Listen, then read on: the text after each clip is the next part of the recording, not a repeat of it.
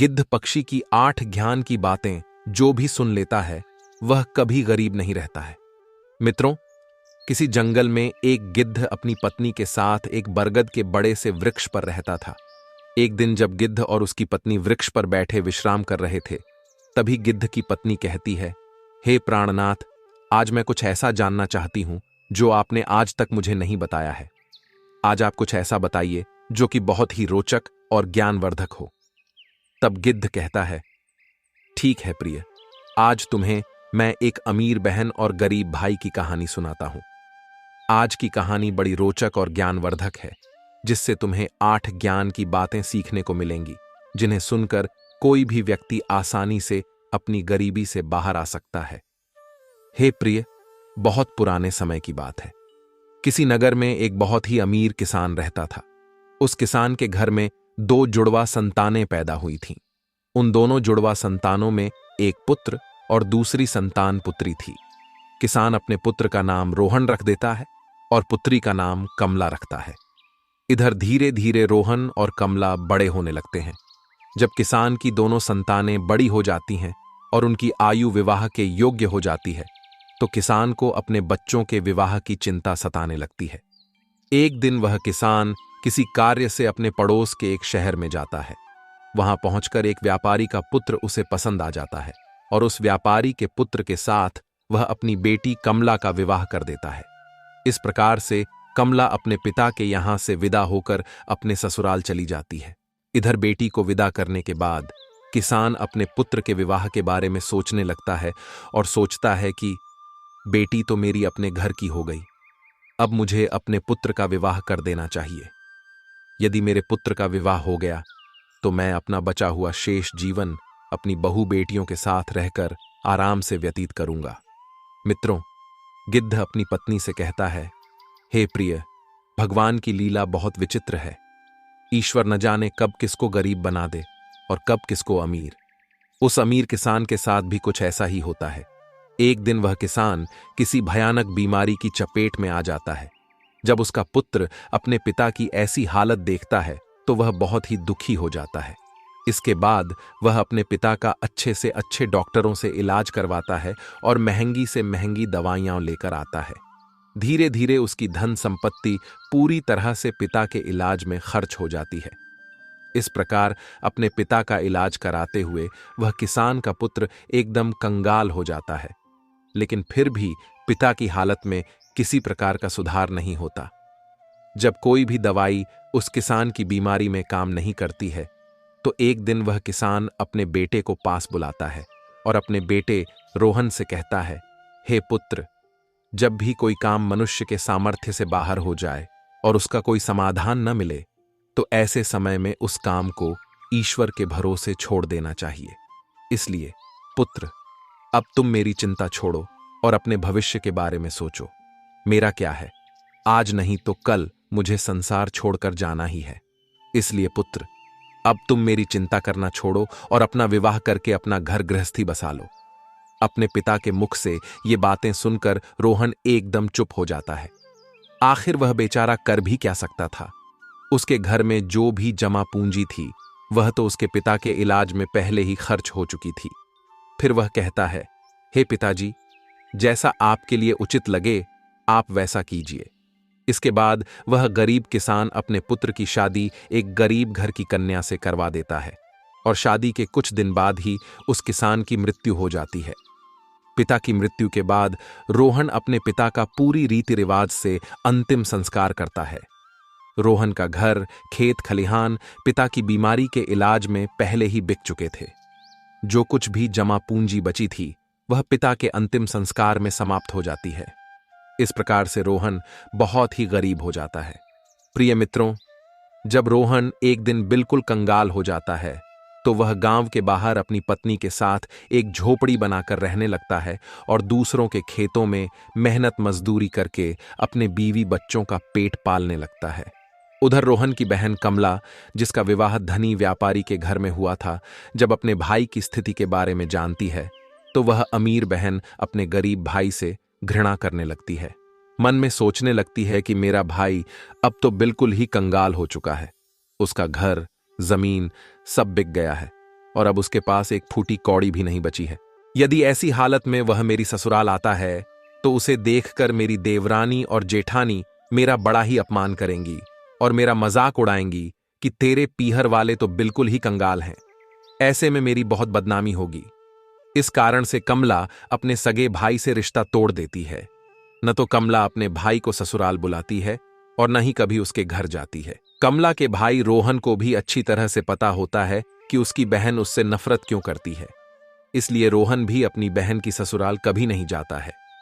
इस तरह से कमला बड़े ऐशो आराम के साथ अपनी ससुराल में जिंदगी गुजारती है।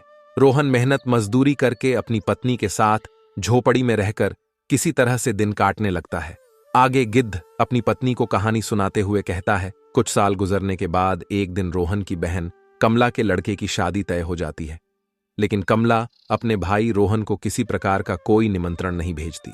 जब इस बात का पता रोहन को चलता है कि उसके भांजे की शादी होने वाली है, तो इस बात को सुनकर रोहन बहुत प्रसन्न हो जाता है और यह खबर जाकर अपनी पत्नी सुशीला को बताता है कि मेरी बहन के बेटे की शादी है और हम सभी को बहन के घर चलना है। जब रोहन की पत्नी को इस बात की जानकारी होती है कि ननद के बेटे की शादी है, तो वह भी इसे सुनकर बड़ी खुश हो जाती है और सोचने लगती है, चलो इसी बहाने से कम मैं अपनी ननद से मिल आऊंगी और उसके घर को देख आऊंगी। वह बड़ी खुश होकर अपने पति से कहती है, मैं तुम्हारे साथ जरूर चलूंगी, लेकिन पहले मुझे यह बताओ, क्या हमारी ननद रानी ने हमारे लिए निमंत्रण भेजा है? अपनी पत्नी के मुख से ये बातें सुनकर रोहन बिल्कुल चुप हो जाता है। फिर वह अपनी पत्नी से कहता है, नेवता तो नहीं आया है, पर मुझे यह दूसरों के द्वारा खबर मिली है कि हमारे भांजे की शादी है, लेकिन इससे क्या फर्क पड़ता है, आखिर वह है तो हमारी बहन का ही बेटा। तब सुशीला अपने पति से कहती है, बात तो आपकी सही है कि आपके भांजे की शादी है, लेकिन बिना निमंत्रण के ननद के घर जाना उचित नहीं है और आपके लिए भी वहां जाना सही नहीं होगा। रोहन अपनी पत्नी को समझाता है, प्रिय, कमला के ससुराल वाले बड़े आदमी हैं, उन्हें हमारी याद नहीं रही होगी, या फिर हो सकता है कि उन्होंने हमें नेवता भिजवाया हो, लेकिन नेवता वाला पर्चा हमारे पास तक नहीं पहुंचा हो। इसलिए प्रिय, तुम किसी भी प्रकार की कोई भी सोच विचार मत करो। बच्चों को तैयार करके मेरे साथ तुम बहन के घर चलो।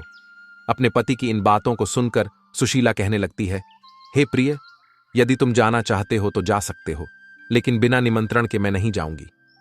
तब पत्नी के मुख से ऐसी बातें सुनकर रोहन कहता है, ठीक है, यदि तुम्हारी यही इच्छा है तो तुम बच्चों के साथ घर पर ही रहो। मैं अकेला कमला की ससुराल के लिए चला जाता हूं। यदि ऐसे में मैं भी नहीं गया तो मेरी बहन की देवरानी जिठानी मेरी बहन को ताना मारेगी और कहेगी कि खर्चा न हो जाए, इसलिए तेरा भाई नहीं आया। इतना कहकर रोहन घर के अंदर से बाहर चला जाता है। इधर गिद्ध अपनी पत्नी को आगे कहानी सुनाते हुए कहता है, हे प्रिय, रोहन बहुत ही गरीब हो चुका था। उसके पास भांजे के लिए वस्त्र खरीदने के पैसे नहीं थे, इसलिए वह किसी से पैसे उधार लेता है और उधार लिए हुए पैसों से अपनी बहन कमला और अपने बहनोई के लिए सुंदर सुंदर वस्त्र खरीदता है और उन कपड़ों को लेकर अपनी बहन की ससुराल के लिए चल देता है। उधर पैदल चलते चलते रोहन को सुबह से शाम हो जाती है। तब कहीं जाकर वह अपनी बहन के दरवाजे पर पहुंचता है और दरवाजे के एक तरफ जाकर खड़ा हो जाता है। बेचारा दरवाजे पर ही खड़े होकर अपनी बहन के आने का इंतजार करता है। तभी कमला की जेठानी की नजर रोहन पर पड़ जाती है और वह रोहन को पहचान लेती है। रोहन को देखने के बाद कमला की जेठानी जाकर कमला को बताती है, हे कमला, आज तेरा भाई तेरे घर आया है, तेरे दरवाजे पर खड़ा है। जब कमला अपनी जेठानी के मुख से यह बातें सुनती है तो वह अपनी जेठानी से पूछने लगती है, हे बहन, यदि तुमने मेरे भाई को मेरे द्वार पर खड़ा देखा है तो मुझे यह बताओ कि मेरा भाई मेरी ससुराल में किस हालत में आया है और उसने कैसे कपड़े पहने हैं। उसकी जेठानी कहती है, तुम्हारा भाई फटे पुराने वस्त्र पहनकर तुम्हारे द्वार पर खड़ा है, वह तुम्हारे आने का इंतजार कर रहा है। यह सुनकर कमला गुस्से में भर जाती है और सभी की नजरों से बचाते हुए अपने भाई के पास पहुंचती है। इधर रोहन जब अपनी बहन कमला को अपने पास आते हुए देखता है तो खुशी के मारे उसका चेहरा खिल उठता है। अपनी बहन को देखकर रोहन की आंखों में आंसू टपकने लगते हैं। इसके बाद कमला अपने भाई को अपने साथ लेकर सबकी नजरों से बचाते हुए अपने घर के अंदर सबसे अंदर वाले कमरे में ले जाती है और कमरे में ले जाकर पूछने लगती है, हे भाई, तुम्हारे पास आखिर किसने नेवता भेजा था जो तुम यहां चले आए?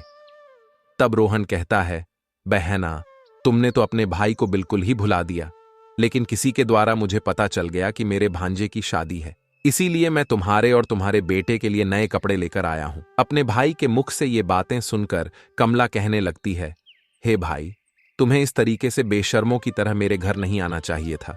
तुम इस तरह फटे पुराने कपड़े पहनकर मेरे घर तक चले आए, ये मेरे लिए बड़े लाज की बात है। कम से कम अपनी नहीं तो मेरी इज्जत का ख्याल करते, कम से कम तुमने मेरे मान सम्मान का ख्याल तो किया होता। आखिर तुम्हारी तो कोई इज्जत नहीं, पर कम से कम हमारी इज्जत के बारे में तो सोचा होता।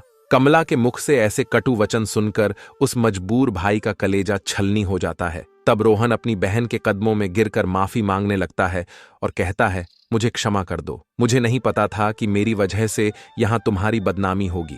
तुम्हारी बदनामी ना हो, तुम्हारी देवरानी जिठानी तुम्हें ताना न मारे, इसीलिए तो मैं तुम्हारे लिए वस्त्र लेकर आया हूं। यदि मुझे यह बातें पहले से पता होती कि तुम मेरी वजह से इतनी आहत हो जाओगी, तुम्हें मेरे आने से इतना बुरा लगेगा, तो मैं तुम्हारे दरवाजे पर कभी नहीं आता। भला मैं तो यह सोचकर आया था कि मेरे भांजे की शादी है, यदि मैं नहीं पहुंचा तो मेरी बहन की देवरानी जिठानी ताने मारेगी। रोहन की बातों को सुनकर कमला का गुस्सा थोड़ा शांत होता है। तब वह रोहन से कहती है, जब तुम आ ही गए हो तो मेरी एक बात कान खोलकर सुन लो। जब तक मेरे बेटे की शादी नहीं हो जाती, तब तक तुम इसी कमरे में बंद रहना और भूल कर भी इस कमरे से बाहर निकलने की गलती मत करना, वरना तुम्हें देखकर मेरी इज्जत 2 कौड़ी की हो जाएगी। लोग कहेंगे कि कमला का भाई तो भिखारी है। रही भोजन की बात, तो जब भोजन बन जाएगा तो मैं तुम्हें भोजन की थाली तुम्हारे कमरे में पहुंचा दूंगी। तुम भोजन खाकर चुपचाप पिछले दरवाजे से अपने घर के लिए चले जाना। रोहन कहता है, ठीक है बहना, मैं आज रात को ही तुम्हारे घर से अपने गांव के लिए चला जाऊंगा, मगर मेरी तुमसे एक विनती है कि मैं तुम्हारे और जीजा जी के लिए जो कपड़े लाया हूं, तुम उन कपड़ों को रख लो। उन्हें मैं तुम्हारे लिए बड़े प्यार से लाया हूं। तब कमला अपने भाई से कपड़े लेकर कमरे के बाहर चली जाती है और जाते समय बाहर से उस कमरे की कुंडी लगा जाती है। रोहन उस अंधेरे कमरे में बैठकर अपनी बहन के वापस आने का इंतजार करने लगता है। मित्रों, इतनी कहानी सुनाने के बाद वह गिद्ध कुछ समय के लिए चुप हो जाता है। तब उसकी पत्नी कहती है, हे प्राणनाथ, कहानी बहुत रोचक और ज्ञानवर्धक है, आप आगे की कहानी भी सुनाइए। तब गिद्ध आगे कहानी सुनाते हुए कहता है, हे प्रिय, इधर तो रोहन उस अंधेरे कमरे में बैठा हुआ अपनी बहन के लौटने का इंतजार कर रहा होता है कि मेरी बहन मेरे लिए भोजन लेकर लौटकर वापस आती होगी। आज तो मुझे स्वादिष्ट भोजन खाने को मिलेगा। उधर वह निर्मोही बहन अपने भाई को उस कमरे में बंद करके अपने घरेलू काम धंधे में लग जाती है और भाई को भूल जाती है। शादी के काम धंधे में इतनी ज्यादा खो जाती है कि अब तो उसे याद ही नहीं रहता कि मेरी माँ का जाया भाई मेरे यहाँ कमरे में बंद है और मेरे लौटने का इंतजार कर रहा है। मित्रों, इधर जैसे जैसे समय बीतने लगता है, भूख प्यास की वजह से रोहन छटपटाने लगता है और उसकी हालत भी खराब होने लगती है। तब रोहन अपनी बहन को आवाज लगाता है, लेकिन उसकी आवाज कोई नहीं सुनता। इस तरह से रोहन उस अंधेरे कमरे में पड़े पड़े 3 दिन बीत जाते हैं। इधर रोहन को अपने बीवी बच्चों की याद आती है। रोहन सोचता है, यदि कोई नहीं आया तो मैं भूखा प्यासा इसी कमरे में मर जाऊंगा। यदि मैं मर गया तो मेरे बीवी बच्चों का भला क्या होगा? मेरे न होने पर कैसे मेरे बीवी बच्चों का पालन पोषण होगा? रोहन इधर यह सोचते सोचते बेहोश होने लगता है। तभी किसी काम की वजह से कमला की जेठानी कमरे के पास से गुजरती है। जब रोहन के कानों में कमला की जेठानी की पायल की आवाज सुनाई देती है, तो रोहन अपनी पूरी ताकत से उस कमरे का दरवाजा पीटने लगता है। जब कमला की जेठानी के कानों में उस दरवाजे की आवाज जाती है, तो वह दरवाजा खोल कर देखती है और अंदर रोहन को देखकर चौंक जाती है। वह रोहन से पूछने लगती है, हे भाई, तुम्हें इस कमरे में किसने बंद किया था? रोहन इस बात का कोई जवाब नहीं देता है। जब कमला की जेठानी दोबारा पूछती है, तो रोहन इस बात को छुपा लेता है और झूठ मूठ कह देता है कि मैं इस कमरे में आराम कर रहा था, तभी किसी ने गलती से बाहर से दरवाजे की कुंडी लगा दी और मैं इस कमरे में बंद हो गया। बहन, यदि तुम आज नहीं आती तो मेरे प्राण पखेरु उड़ जाते। इतना कहने के बाद रोहन घर के पिछले दरवाजे से चुपचाप बाहर निकल जाता है और अपने घर की राह पकड़ लेता है। 3 दिन का भूखा प्यासा बेचारा रोहन अपने घर के लिए चल देता है। अंत में वह चलते चलते काफी दूर निकल जाता है। चलते चलते उसे चक्कर आने लगता है। जैसे ही रोहन का सिर चकराता और वह उसी समय जमीन पर गिरने वाला होता है, तभी वहां पर कहीं से एक बूढ़ी मां आ जाती है और वह बूढ़ी मां रोहन के गिरने से पहले ही उसे संभाल लेती है। मित्रों, इतनी कहानी सुनाने के बाद वह गिद्ध थोड़ा सा विश्राम कर लेता है और विश्राम करने के बाद गिद्ध अपनी पत्नी को आगे की कहानी सुनाने लग जाता है। गिद्ध आगे कहता है, जिस बूढ़ी मां की गोद में वह बेचारा रोहन लेटा हुआ था, वह बूढ़ी मां साक्षात देवी मां थी। इधर रोहन की पत्नी सुशीला रोज उस देवी मां की पूजा किया करती थी और पूर्ण श्रद्धा भाव से देवी मां की भक्ति किया करती थी। इसीलिए जब रोहन चक्कर खाकर गिरने वाला होता है तो उसी समय देवी प्रकट होकर रोहन को संभाल लेती हैं और उसका सिर अपनी गोद में रखकर उसे अपनी गोद में सुला लेती है। जब रोहन को होश आता है तो वह देवी मां को प्रणाम करके अपने घर के लिए वहां से चलने लगता है। तभी उसी समय बूढ़ी मां कहती हैं, तुम भला कहां से आ रहे थे और इधर कहां जा रहे थे? तब रोहन बताता है, हे मां, मेरे भांजे की शादी थी, इसी वजह से मैं अपनी बहन के घर से आ रहा था और इधर मेरा गांव है, मैं अपने गांव के लिए जा रहा हूं। तो बूढ़ी मां रोहन से कहती हैं, यदि तुम बुरा ना मानो तो मैं तुमसे एक बात पूछना चाहती हूं। तब रोहन कहता है, पूछो मां, तुम मुझसे क्या पूछना चाहती हो? बूढ़ी मां पूछती हैं, बेटा, यदि तुम अपनी बहन के घर से आ रहे हो, जैसा कि तुमने बताया कि वहां पर शादी थी, तो फिर तुम खाली हाथ कैसे जा रहे हो? क्या तुम्हारी बहन ने तुम्हारी बीवी बच्चों के लिए कुछ नहीं भेजा? बूढ़ी मां के मुख से ऐसी बात सुनकर रोहन की आंखों में आंसू आ जाते हैं। इसके बाद रोहन उस बूढ़ी मां अर्थात देवी मां को सारी बात बता देता है। इस प्रकार से रोहन के मुंह से पूरी घटना सुनने के बाद बूढ़ी मां कहती हैं, हे पुत्र, तुम किसी भी प्रकार की चिंता मत करो, जो हुआ उसे भूल जाओ और जाने दो। यहां से कुछ दूरी पर मेरा एक बगीचा है, उस बगीचे में अनेकों प्रकार के फल लगे हुए हैं। तुम उस बगीचे में जाकर फल खाकर अपना पेट भर लो, क्योंकि तुमने 3 दिन से कुछ नहीं खाया है। जब तुम्हारा पेट भर जाए तो कुछ फल तुम अपनी बीवी और बच्चों के लिए भी तोड़कर रख लेना। जब तुम्हारी बीवी और बच्चे तुमसे मिलेंगे तो पूछेंगे कि तुम अपनी बहन की ससुराल से क्या लेकर आए हो, तो तुम कह देना कि मेरी बहन ने तुम्हारे लिए फल भेजे हैं। ऐसा करने से बेटा तुम अपनी बीवी और बच्चों के सामने शर्मिंदा होने से बच जाओगे और इससे तुम्हारी मान प्रतिष्ठा भी बनी रहेगी। रोहन इस प्रकार से बूढ़ी मां की बात सुनकर मान जाता है और बूढ़ी मां के बगीचे में पहुंच जाता है। उस बगीचे में नाना प्रकार के फल लगे हुए थे। तब रोहन वृक्षों से फल तोड़कर खाने लगता है। जब उसका पेट भर जाता है तो कुछ फलों को तोड़कर अपने थैले में रख लेता है। ये सब करने के बाद रोहन उस बूढ़ी मां से आज्ञा लेकर अपने घर के लिए चल पड़ता है। तब बूढ़ी मां रोहन से कहती हैं, हे पुत्र, जाते समय मेरी ये 8 बातें सुनते जाओ, ये तुम्हारे जीवन में बहुत काम आएंगी। इस प्रकार से बूढ़ी मां रोहन को 8 बातें बताती हैं। उन 8 बातों को सुनकर रोहन अपने घर के लिए चल देता है। जब रोहन फलों से भरा हुआ थैला लेकर अपने घर पहुंचता है तो उसके छोटे छोटे बच्चे और उसकी पत्नी सुशीला उसके पास आते हैं और पूछने लगते हैं, पिताजी, आप बुआ के घर से आ रहे हो? आखिर बुआ ने हमारे लिए क्या भेजा है? यह सुनकर रोहन अपने हाथों का थैला अपनी पत्नी को थमा देता है और थैला देने के बाद घर से बाहर निकल जाता है। उधर रोहन के जाने के बाद उसकी पत्नी जब उस थैले को खोलकर देखती है तो थैले का नजारा देखकर वह एकदम से हैरान रह जाती है। सुशीला थैले में देखती है कि वह थैला सोने चांदी के फलों से भरा हुआ है। जब वह अनार को फोड़ती है तो अनार के अंदर से हीरे निकलते हैं। जब वह आम का फल काटती है तो आम की गुठली की जगह सोने की गुठली निकलती है। यह देखकर रोहन की पत्नी बहुत खुश हो जाती है और दौड़कर अपने पति के पास पहुंचती है। अपने पति के पास पहुंचकर वह कहती है, तुम तो शादी में गए थे और आखिर तुम लेकर क्या आए हो? अपनी पत्नी की बात सुनकर रोहन सोचने लगता है कि शायद घर वालों को फल पसंद नहीं आए होंगे, इसीलिए उसकी पत्नी उससे ऐसी बात पूछ रही है। वह सोचता है कि उसे अपने बच्चों के लिए लड्डू पेड़ा लेकर आना चाहिए था। तब रोहन अपनी पत्नी से कहता है, हे प्रिय, बहन ने जो कुछ भी भेजा है वह मैंने लाकर तुम्हें दे दिया है। अब जो कुछ भी थैले में है उसे ही बच्चों को बांट कर दे दो।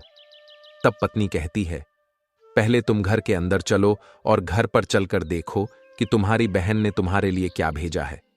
यह कहकर सुशीला अपने पति को पकड़कर ले जाती है और कहती है, इसे जरा देखिए तो सही, आखिर हमारी ननद ने हमारे लिए क्या भेजा है। इतना कहकर सुशीला रोहन के सामने थैले को पलट देती है। थैला पलटते ही उसमें से हीरे, मोती, सोने चांदी के आभूषण निकलते हैं। सुशीला कहती है, आखिर हमारी ननद ने तो हमारा भाग्य ही बदल दिया। उन्होंने फलों में छुपाकर हीरे मोती भेजे हैं। जब यह नजारा रोहन देखता है तो समझ जाता है कि जो बूढ़ी मां उसे रास्ते में मिली थी वह साधारण महिला नहीं बल्कि देवी मां थी। लेकिन इस बारे में वह अपनी पत्नी को कुछ नहीं बताता और मन ही मन उस बूढ़ी मां को धन्यवाद देता है। मित्रों, गिद्ध आगे की कहानी सुनाते हुए कहता है, हे प्रिय, इस प्रकार से रोहन को बहुत सारा धन मिल जाता है। रोहन फिर से अमीर बन जाता है। कुछ समय बाद रोहन अपनी बीवी और बच्चों के लिए एक आलीशान महल बनवाता है और बड़ी शान शौकत से राजा महाराजाओं की तरह उस महल में रहने लगता है। नगर के सभी लोग भी रोहन को देखकर उसका मान सम्मान करने लगते हैं। धीरे धीरे जब रोहन का महल तैयार हो जाता है और उसकी राजा महाराजाओं जैसी शान शौकत हो जाती है तो एक दिन रोहन की पत्नी सुशीला उससे कहती है, आज सावन का महीना आने वाला है और सावन में सभी स्त्रियां अपने पिता के घर जाती हैं, इसलिए तुम भी अपनी बहन के ससुराल जाकर मेरी ननद को घर बुला लाओ। इसी बहाने से वह अपने पीहर घूम आएंगी और मैं भी अपनी ननद से मिल लूंगी। रोहन जब अपनी पत्नी की यह बात सुनता है तो उसकी बात मानकर अपनी बहन के ससुराल चल देता है। कुछ समय बाद वह अपनी बहन के ससुराल पहुंच जाता है। एक बार फिर से वह उसी दरवाजे पर जाकर खड़ा हो जाता है जहां वह कुछ दिन पहले खड़ा हुआ था। उसी समय कमला की जेठानी घर से बाहर निकलती है और बाहर का नजारा देखकर दौड़ी दौड़ी कमला के पास जाती है और कहती है, हे कमला बहन, आज तो तेरा भाई आया है। अपनी जेठानी के मुख से यह बात सुनकर कमला कहती है, हे बहन, कोई भिखारी मेरा भाई नहीं हो सकता, मेरा कोई भाई नहीं है। दरअसल कमला ऐसा इसलिए कह रही थी क्योंकि वह इस बार भी अपने भाई को भिखारी ही समझ रही थी। लेकिन जब उसकी जेठानी बताती है, कमला, तुम्हारा भाई आज भिखारियों की तरह नहीं बल्कि राजा महाराजाओं की तरह आया है। तुम्हारे भाई को देखकर ऐसा लग रहा है जैसे वह किसी देश का राजा महाराजा हो। तुम्हारे भाई के आगे पीछे 4-4 सैनिक हैं। तुम्हारे दरवाजे पर एक बड़ी सुंदर सजी हुई रथ गाड़ी खड़ी है। भला एक बार जाकर तो देखो। कमला, जो अपनी जेठानी के मुख से यह बातें सुनती है तो उसे अपनी जेठानी की बातों पर किसी प्रकार का विश्वास नहीं होता है। सच्चाई जानने के लिए वह अपने भाई को छुप कर देखने लगती है। जैसे ही कमला ने अपने भाई के उस रूप को निहारा तो उसके ठाट बाट को देखकर वह एकदम चकित रह गई। वह सोचने लगी कि कल तक तो मेरा भाई बिल्कुल भिखारी था, पहनने के लिए ठीक से वस्त्र भी नहीं थे, फिर अचानक एकदम से इतना अमीर कैसे बन गया। अब तो रोहन की बहन कमला आरती का थाल सजाकर अपने भाई की आरती उतारने लगती है। उसके बाद कमला अपने भाई को बड़े आदर पूर्वक अपने घर में बुलाकर ले जाती है और कहती है, हे भैया, मुझे क्षमा कर दीजिए, मेरी वजह से तुम्हें बहुत कष्ट और शर्मिंदगी उठानी पड़ी है। अपनी बहन के मुख से यह बातें सुनकर रोहन कहने लगता है, बहना, कोई बात नहीं, उस समय हमारे दिन अच्छे नहीं थे। तुम्हारी गलतियों के लिए मैंने तुम्हें पहले ही क्षमा कर दिया था। अब तुम इन बातों को छोड़ो और मेरे साथ मेरे घर चलने की तैयारी करो। बहन, मैं तुम्हें बुलाने के लिए आया हूं।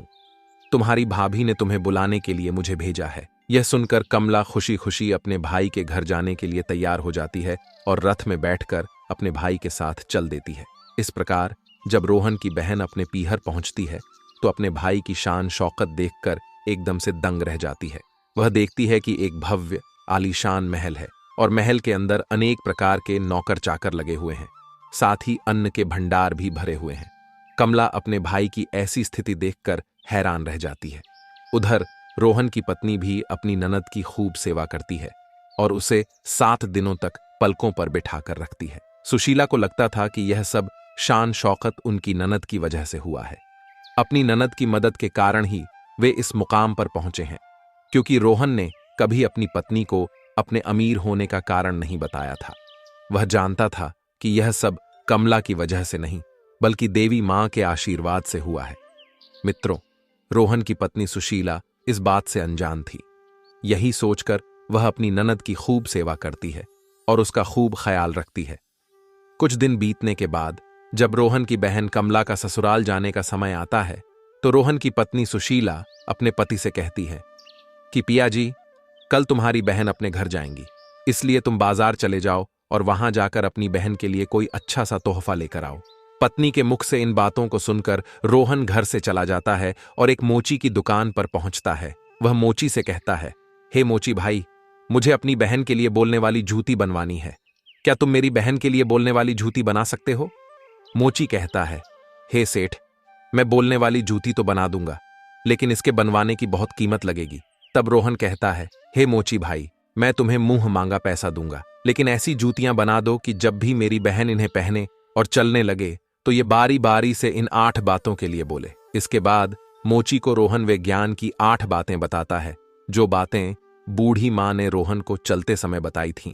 रोहन मोची से कहता है, हे मोची भाई, अब ज्ञान की बातें मैं तुम्हें बताने जा रहा हूं। इस प्रकार से रोहन बारी बारी से वे बातें मोची को सुनाता है। पहली बात बताता है कि बात ज्ञान की है, कहीं मानव तू मत भूल, होती है अज्ञानता निर्धनता का मोल। दूसरी बात बताता है, समय भरोसे बैठता रहता सदा गरीब, बिना काम बदले नहीं उसका कभी नसीब। तीसरी बात बताता है, आलस्य कर रहता सदा जो परिवर्तनहीन, वही कर्म कर फिर करे कहत स्वयं को दीन। चौथी बात बताता है, नहीं गरीबी से बड़ा है कोई अभिशाप, हासिल करके ज्ञान को करो दूर। अब आप दोष समय को दो नहीं, नहीं बनो मजबूर, कर्म साधना में जुटो, करो गरीबी दूर। पांचवी बात इस प्रकार बताता है, कर्म कभी करता नहीं कोसे सदा नसीब, भाग्य भरोसे बैठता वह मानव रहे गरीब। छठी बात इस तरह से बताता है, अज्ञानी पर ही सदा करे गरीबी बार, विजय होता युद्ध में ज्ञान सदा हथियार। सातवीं बात इस प्रकार बताता है, हे मोची भाई, मेरी बहन जब 8वां कदम रखे तो जूतियां बस यही बात बोले। पैसों के बाजार में बदल गई तहजीब, धन दौलत से जुड़ रहे रिश्ते हुए गरीब। इधर रोहन मोची से कहता है, हे मोची भाई, ऐसी 8 बातें बोलने वाली मुझे जूतियां बना दो।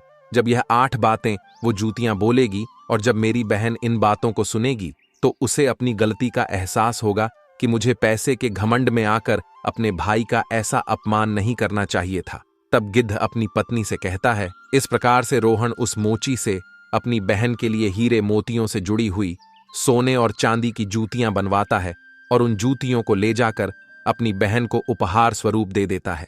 सोने चांदी की जूतियां देखकर कमला का चेहरा एकदम खिल जाता है। उसके बाद कमला अपने भाई से विदा लेकर अपने घर चली जाती है। इधर कमला जब अपनी ससुराल पहुंच जाती है तो कमला की देवरानी जिठानी पूछने लगती है, हे कमला, तुम अपने भाई के घर से आई हो, तुम्हारे भाई ने तुम्हें क्या उपहार दिया है? तब कमला अपनी देवरानी जिठानी, अपने सास ससुर और अपने देवर जेठ को अपने भाई के द्वारा दी हुई भेंट दिखाती है। वह जूतियां दिखाती है और कहती है, देखो, मेरे भाई ने मुझे सोने चांदी से जड़ी हुई, हीरे मोती से जड़ी हुई ये जूतियां दी हैं। तब कमला जूतियां पहनकर चलकर दिखाती है। जैसे ही कमला उन जूतियों को पहनकर चलती है तो जूतियां बोलती हैं कि पैसों के बाजार में बदल गई तहजीब, धन दौलत से जुड़ रहे रिश्ते हुए गरीब। जब कमला इस बात को सुनती है तो उसका सर शर्म से नीचे झुक जाता है और अपने भाई को याद करके एकदम से रोने लगती है। जब देवरानी और जेठानी पूछती हैं, कमला, आखिर क्या हुआ जो तुम अचानक से रोने लगीं? तो कमला अपनी देवरानी और जेठानी के लिए सारी बातें बताती है। वह कहती है, हे बहन, मैंने पैसों के घमंड में आकर अपने भाई से कितना भला बुरा कहा था। मैंने अपने भाई को एक गिलास पानी तक नहीं पूछा। देखो, मेरे भाई ने मुझे कितनी कीमती जूतियां बनवा कर दी हैं। अब तो मुझे अपने आप से घृणा होने लगी है। मैं तो जीना नहीं चाहती। तभी कमला की जेठानी उसे समझाने लगती है, हे बहन, जो भी कुछ हुआ उसे भूल जाओ। आगे से याद रखना, कभी किसी के साथ ऐसा बर्ताव मत करना, क्योंकि जो व्यक्ति धन दौलत का घमंड करता है उससे माता लक्ष्मी हमेशा के लिए दूर चली जाती है। इसलिए मेरी बातें तुम सदा याद रखना। इस तरीके से कमला की जेठानी कमला को 8 बातें बताती हैं। वह कहती है, हे कमला, जो व्यक्ति रात के समय रसोई में झूठे बर्तन रखता है और खाने पीने की चीजों को बर्बाद करता है, ऐसा व्यक्ति बहुत ही जल्दी निर्धन हो जाता है। दूसरी बात, जिस घर में घर की स्त्रियों का अपमान होता है उनकी इज्जत नहीं की जाती। उस घर में देवी लक्ष्मी ज्यादा दिनों तक नहीं रुकती। तीसरी बात, जिस घर की स्त्रियां सूर्यास्त होने के बाद अपने घरों में झाड़ू लगाती हैं, चूल्हा चौका करती हैं, ऐसे परिवार के लोग बहुत जल्दी गरीब हो जाते हैं। चौथी बात, जिस घर परिवार में पैसों की कदर नहीं की जाती, फजूल कार्यों में पैसे बर्बाद किए जाते हैं, ऐसे घरों से भी माता लक्ष्मी रूठ कर चली जाती है। पांचवीं बात, जो लोग पैसे आने के बाद में उस पैसे से दूसरों के मान प्रतिष्ठा को ठेस पहुंचाते हैं या फिर अपने धन के बलबूते पर दूसरे लोगों को परेशान करते हैं, ऐसे लोगों के घरों से भी माता लक्ष्मी बहुत जल्दी विदा ले जाती है। छठी बात, जिस घर के लोग अपने कर्तव्यों का पालन नहीं करते और अपने कार्यों को कल पर टालते रहते हैं, उन लोगों के घरों से भी माता लक्ष्मी रूठ जाती हैं। सातवीं बात, जिस घर परिवार के लोग अपने से बड़े लोगों की इज्जत नहीं करते, अपने से बड़ों का कहना नहीं मानते या फिर अपने से बड़ों से कटु शब्द बोलते हैं, ऐसे लोगों को भी गरीबी का सामना करना पड़ता है, उन्हें गरीबी देखनी पड़ती है। आठवीं और अंतिम बात, जिस घर परिवार के लोग अपने मेहमानों का सम्मान नहीं करते, अपने मेहमान का आदर भाव नहीं करते या फिर अपने दरवाजे से किसी याचक को खाली हाथ लौटा देते हैं, ऐसे लोगों से भी माता लक्ष्मी नाराज होकर चली जाती हैं। इस प्रकार से कमला की जिठानी कमला के लिए ये 8 बातें बताती हैं और अपनी देवरानी से कहती हैं कि हे बहन, मेरी इन 8 बातों को हमेशा गांठ में बांध कर रखना। मित्रों, इधर वह गिद्ध अपनी पत्नी से कहता है कि इस प्रकार रोहन की बहन कमला एकदम से बदल जाती है। उसे समझ आ जाता है कि माया तो आनी जानी है, माया पर कभी घमंड नहीं करना चाहिए। तो मित्रों, इस कहानी के विषय में आपके क्या विचार हैं? अपनी प्रतिक्रिया कमेंट में दीजिए। मिलते हैं आपसे अगली वीडियो में।